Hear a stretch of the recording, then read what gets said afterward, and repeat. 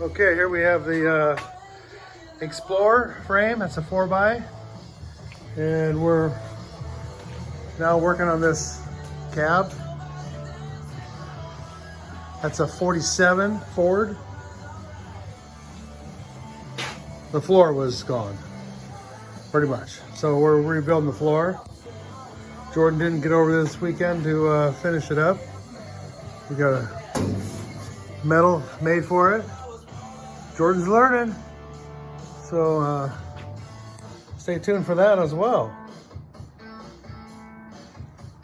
He's got pieces made to actually get rid of that. That's all rusted out and leaking. So he's gonna cover that up. And stay tuned. Hit a like, subscribe. Thanks for stopping.